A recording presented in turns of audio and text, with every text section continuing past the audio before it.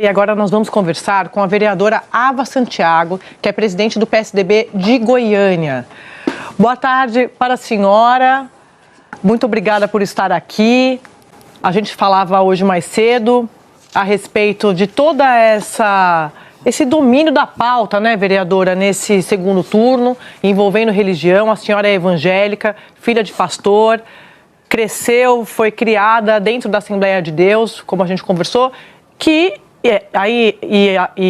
essa igreja onde a Damares fez esse discurso é a igreja que a senhora frequenta. A senhora acabou viralizando nas redes sociais, confrontando a fala da ex-ministra, e eu queria começar perguntando para a senhora sobre esse uso político da religião, como a senhora está vendo isso dentro das igrejas, dentro do segmento evangélico. Boa tarde. Boa tarde, Sadi. Boa tarde, Otávio, Trigueiro, Valdo, todos os assinantes da Globo News.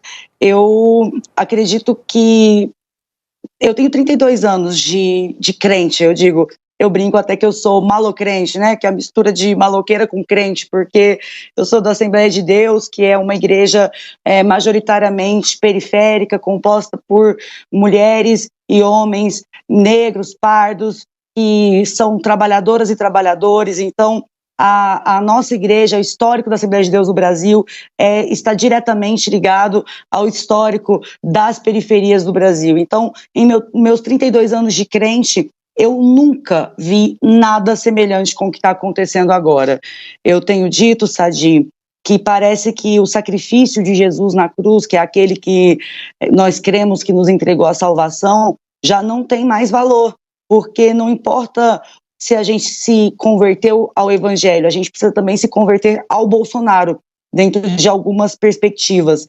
Desde que comecei a me posicionar muito antes do período eleitoral, contrária ao bolsonarismo e, sobretudo, ao sequestro que o bolsonarismo empenha sobre a fé dos evangélicos, eu sou diretamente, com frequência, chamada de anticristã, de comunista, de abortista, e eu pergunto para essas pessoas, eu preciso me converter a Jesus ou ao Bolsonaro? Porque se eu tiver que me converter ao Bolsonaro, o sacrifício de Jesus na cruz não valeu de nada, o evangelho não valeu de nada. Então, esse é o momento em que nós estamos experimentando uma nova prática de fé dentro das nossas igrejas, porque o bolsonarismo deixou de ser uma orientação política e, infelizmente, tem adquirido moldes de prática de fé.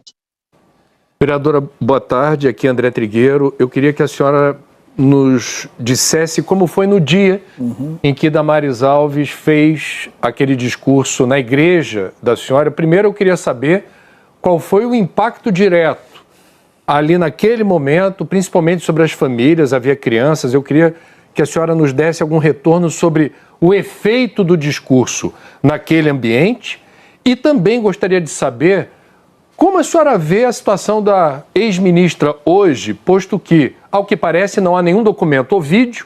Ela disse ter dito o que foi ouvido na sua igreja a partir de relatos das pessoas nas ruas. Qual é a opinião da senhora em relação a isso?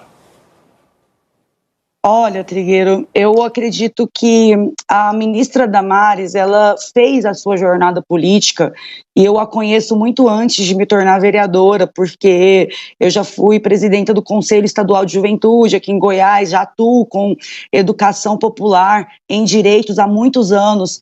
E eu sempre encontrei a Damares nos corredores do Senado, e ela já pavimentava esse caminho, e isso é algo que a gente precisa também ter atenção. Era o que eu comentava mais cedo com a Sadi no telefone. Nada do que nós estamos experimentando agora começou da noite para o dia. São anos trabalhando a separação entre a igreja e o seu compromisso social, bem como a aproximação da igreja com as pautas de costume, como se nós estivéssemos sob ameaça. Eu não estava dentro do templo, porque foi um culto chamado para a Damares e para a primeira-dama Michele Bolsonaro. Então eu já não fui lá, porque todo mundo que estava lá estava com esse propósito, o que por si só eu já considero um vilipêndio da nossa fé. Então, e também das leis eleitorais, né? Então, Eu não estava lá, mas muitas pessoas que eu amo, muitas pessoas que eu acompanho desde a minha infância, que me deram aula, que me pastorearam, que congregaram comigo, inclusive da minha igreja, estava todo mundo lá, sabe? E o impacto imediato foi elevar em camadas nunca antes vistas o nível de medo e terror entre os crentes, de tal modo que me chocou pessoas brilhantes, pessoas conectadas com a verdade, pessoas bem informadas, me mandando o vídeo por WhatsApp e me perguntando: você vai continuar apoiando Lula? Ele é o inimigo das nossas crianças. E aí eu fui ficando angustiada e resolvi fazer esse vídeo que a Sadi mencionou, que viralizou, perguntando se as coisas estavam escondidas nas gavetas do ministério, por que elas foram trazidas à tona só durante o segundo turno? Se o Bolsonaro diz tanto defender a infância, por quê? Porque para mim e para nós que fazemos política pública, a defesa das infâncias se faz no orçamento público da União. Então, como é que eu posso dizer que o Bolsonaro defende as infâncias se ele cortou quase que inteiro o recurso gasto com enfrentamento à exploração sexual infantil? Ele zerou o investimento em enfrentamento ao trabalho infantil análogo à escravidão. Então, como é que eu posso dizer que ele defende as infâncias se ele sequer reajustou o orçamento para a merenda escolar? E eu me pergunto como que nós, enquanto igreja, não percebemos isso, se os nossos filhos é que estão nas escolas públicas, se os nossos filhos é que dependem de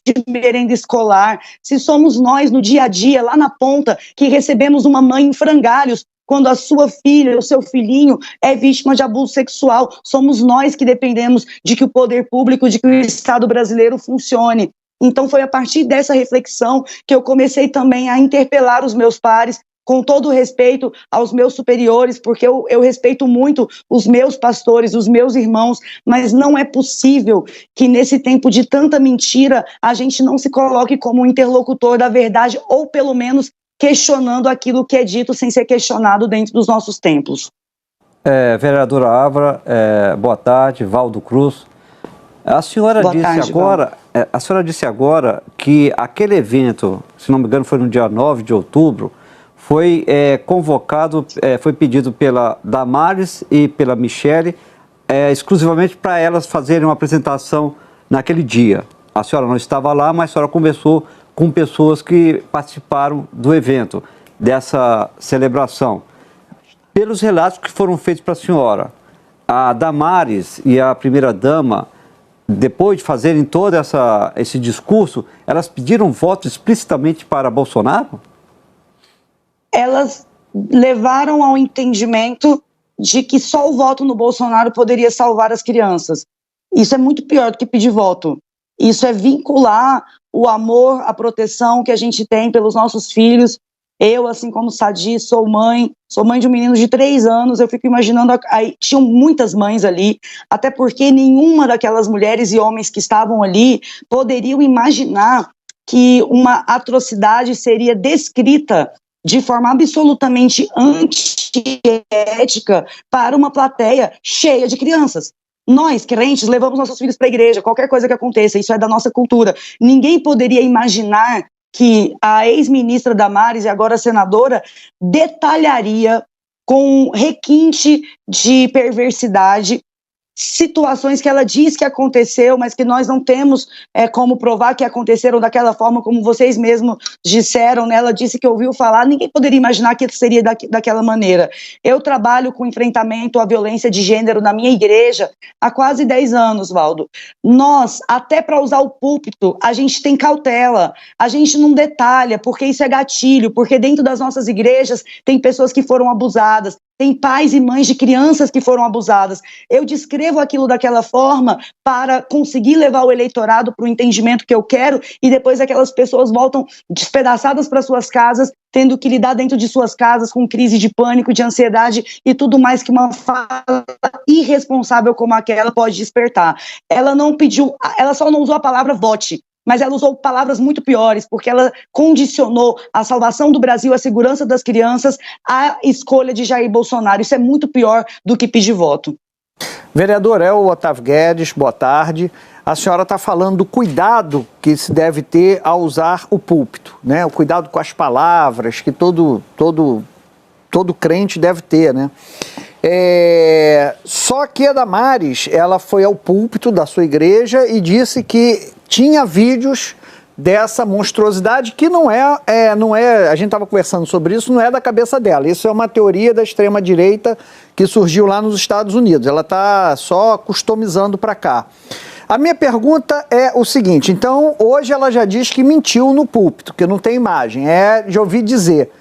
O que significa para o evangélico a confissão de alguém de que mentiu no púlpito? Olha, Otávio, uma das coisas que eu vou até pedir a liberdade como fã de te chamar de Guedinho, né? Então, assim, olha, Guedinho, essa é sem dúvida uma das premissas mais inegociáveis do evangelho, né? Aliás, a gente tem entre as premissas tanto dos 10 mandamentos, como depois nos evangelhos de Cristo, aí a gente ouve em diversas passagens bíblicas, né, que o diabo é o pai da mentira, que o diabo veio para matar, roubar, destruir, enganar, e além disso, existe um entendimento que começa ali no livro de Provérbios e vai caminhando até os evangelhos ali que dizem que Jesus é a verdade. Poucos adjetivos são utilizados de forma tão singular para o próprio Cristo, como a verdade. Então, a partir do momento em que a mentira é aceita e instrumentalizada, é como se a gente estivesse, mais uma vez, levando Jesus à cruz, já que se ele é a verdade, a sua antítese é a mentira. Vereadora, a senhora é presidente do PSDB de Goiânia. Queria que a senhora falasse um pouco também sobre a decisão de apoiar o candidato Lula, que é do Partido dos Trabalhadores, a senhora do PSDB, e de uma região do país que tem, em sua maioria, eleitores do presidente Bolsonaro. Hoje a senhora fala, até numa entrevista no Valor, que acredita que vai ter uma mudança nesse segundo turno. E é como se tivesse uma maioria silenciosa. Por quê? Com base em que a senhora acredita nisso? Queria que a senhora explicasse um pouco para a gente, por favor. Sadi, eu sou a primeira mulher a presidir o PSDB de Goiânia, sou vereadora aqui no município e fui eleita já com essas bandeiras que são consideradas progressistas. Eu sempre faço essa reflexão, deveriam ser bandeiras humanitárias, como a redução das desigualdades, o combate à fome, mas a gente viu que virou coisa de comunista. Isso me recorda muito Dom Helder, né, que dizia: quando dou comida aos pobres, me chamam de santo. Quando pergunto por que são pobres, me chamam de comunista. Então essa conversa, ela nem é nova. E o PSDB vem ao longo dos anos dando a sua contribuição para a democracia de forma muito significativa. Então nós, ali junto com o ministro Paulo Renato, no governo do Fernando Henrique, contribuímos para a erradicação do analfabetismo. A gente o Plano Real é o maior pilar de redistribuição de renda e assim por diante. Depois, até o Lula, quando foi lançar o Bolsa Família, agradeceu ao governador de Goiás, Marconi Perillo, na cerimônia de lançamento, dizendo: eu quero agradecer ao governador de Goiás pela ideia do Bolsa Família. Então, ao mesmo tempo que nós temos muitas divergências, que são todas estabelecidas no campo democrático, nós temos muito mais semelhanças quando o espaço das nossas divergências está sob ameaça. Foi justamente por isso que eu já declarei individualmente o voto no Lula logo no primeiro turno, por causa desse contexto da fé que eu mencionei com vocês anteriormente. E assim que acabou o primeiro turno, a nossa executiva aqui de Goiânia, que é formada por uma maioria de mulheres, que vem dos movimentos sociais, que também é uma coisa inédita, nós nos reunimos e decidimos unanimemente que não haveria caminho para um partido da importância do PSDB que não seja defender a democracia. O Lula é o sinônimo da democracia? É claro que não, a democracia é muito maior que todos nós, mas nesse momento tem dois projetos em curso e um deles ameaça a democracia e o outro não. Então foi por isso que nós fizemos essa escolha. Um evento da Frente Democrática agora pela manhã, em que eu fiz uma fala e durante a minha fala eu fui interpelada por uma pessoa que estava lá infiltrada, perguntando sobre o comunismo fechar as igrejas. Então, veja isso era um evento da Frente Democrática, e eu tive a oportunidade de responder para essa pessoa. Você só está podendo fazer essa pergunta que você está num ambiente democrático, porque se um de nós estivesse num evento do bolsonarismo fazendo uma pergunta como essa, no mínimo, a gente já teria sido imobilizado por seguranças. Então, são essas discrepâncias que, nesse momento, levam o PSDB de Goiânia a se posicionar. Como mulher periférica e da escola pública, eu posso dizer para vocês que não há para nós a oportunidade da neutralidade. Para nós não tem como ficar neutro porque nós somos o alvo. Então a gente tem que ter lado, e o nosso lado agora é da defesa da democracia e dos direitos humanos. Vereadora, na abertura aqui do Estúdio I, nós debatemos os incidentes lamentáveis de ontem, ocorridos em Aparecida, no Dia da Padroeira do Brasil, e promovidos por extremistas de direita, destemperados e desrespeitosos, que chegaram a vaiar o arcebispo da Basílica, entre outras questões muito, muito tristes que tiveram lugar no Dia da Padroeira do Brasil em Aparecida. Eu queria saber a opinião da senhora sobre esse incidente e como é que a senhora vê o risco de religião e política se misturarem da maneira como temos testemunhado, gerando, eu diria, antagonismos e beligerância, onde antes não havia nesse nível e desse jeito. Olha, André, eu assisti aquelas imagens e assim, inevitavelmente, eu caí no choro, porque se os principais pilares do Evangelho passarem a serem considerados pela cristandade brasileira como uma ameaça à nossa fé, então a nossa fé deixa de existir. Quando o arcebispo, falando sobre o combate à fome e sobre a centralidade de Cristo, eu acho que esse é o ponto que a gente precisa mais se atentar nesse momento. O que tem sido exigido de nós? Que a gente tire a centralidade de Cristo e deposite essa centralidade em um projeto político. Então, o que foi chamado a atenção pelo arcebispo? A centralidade de Cristo e a importância da igreja fazer o que fazia a igreja primitiva. A Bíblia é muito clara quando diz que quando Jesus ia pregar, ele não despedia as pessoas com fome. Antes ele movia-se de íntima compaixão para com elas, curava os seus enfermos, multiplicava pão e peixe para alimentá-las. Porque o próprio Cristo, quando em sua passagem por essa terra, não viveu apenas de milagres espirituais, mas de satisfazer e de solucionar as fomes práticas, as chagas reais dos corpos das pessoas.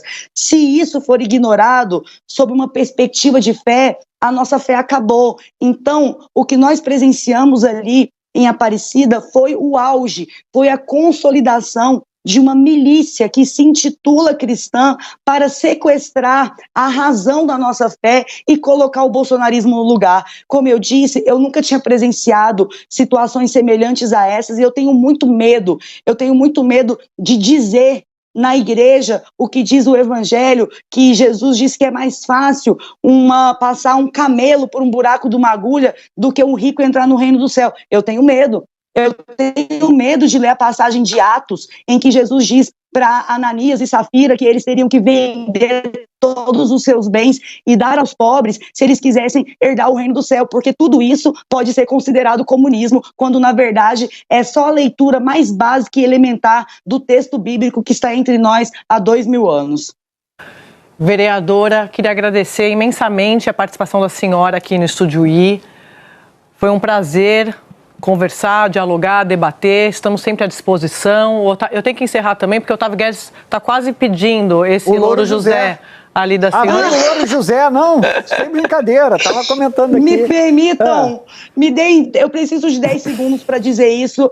Eu sou uma viciada no Louro José e talvez todo esse estremecimento democrático tenha começado quando Ana Maria Braga não aceitou o resultado da enquete em que nós, brasileiros, escolhemos que ele deveria chamar Lourito e ela colocou Louro Mané. Ali, me perdoe Petra Costa, mas foi ali que começou a democracia em vertigem. Tá certo. Vereadora, muito obrigada, um abraço para a senhora, até a próxima.